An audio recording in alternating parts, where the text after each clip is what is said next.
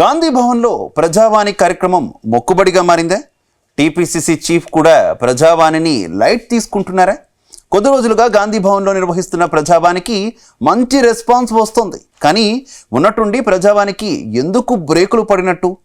మంత్రులతో ముఖాముఖి లేకపోవడంతో కాంగ్రెస్ కార్యకర్తలు, ప్రజలు ఆందోళనకు గురవుతున్నారా? అసలు గాంధీ భవన్లో ప్రజావాణి ఉన్నట్టా లేనట్టా?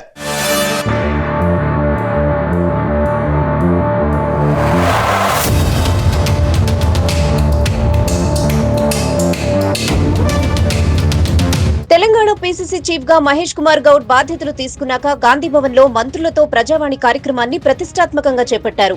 ప్రభుత్వానికి పార్టీకి మధ్య ఉన్న గ్యాప్ ను తగ్గించడంతో పాటు పార్టీ కార్యకర్తలకు ఎదురవుతున్న సమస్యలను పరిష్కరించడం కోసం ప్రజావాణి కార్యక్రమం ప్రధాన ఎజెండా.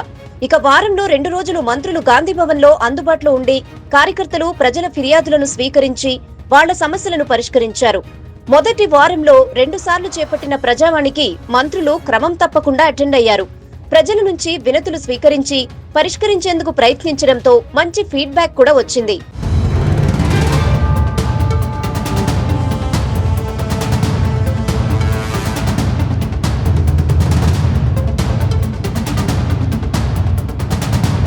ముఖ్యంగా ప్రజావాణిలో మంత్రులు ప్రజల నుంచి ఫిర్యాదులను స్వీకరించి స్పాట్లోనే కొన్ని సమస్యలను పరిష్కరించారు.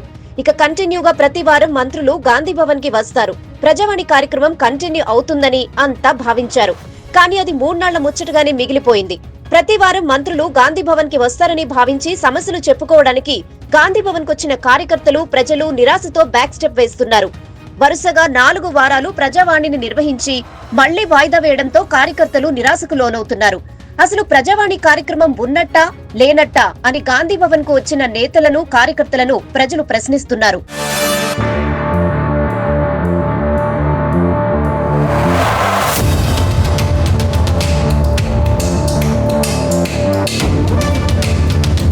ఇక వచ్చే నెలలో లోకల్ బాడీ ఎన్నికలు జరిపేందుకు సర్కార్ కసరత్తు చేస్తోంది. ఈ నేపథ్యంలోనే మంత్రులతో ప్రజావాణి కార్యక్రమాన్ని నిర్వహించుకుంటే ఎలా అని కార్యకర్తలు ఆందోళనకు గురవుతున్నారట.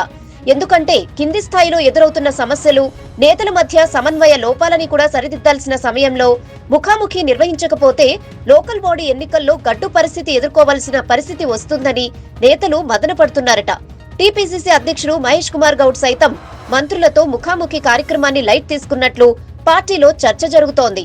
అంతేకాదు, ముఖాముఖి కార్యక్రమాన్ని నామ్కే వాస్తేగా నిర్వహిస్తున్నారన్న అభిప్రాయం సైతం వ్యక్తమవుతోంది.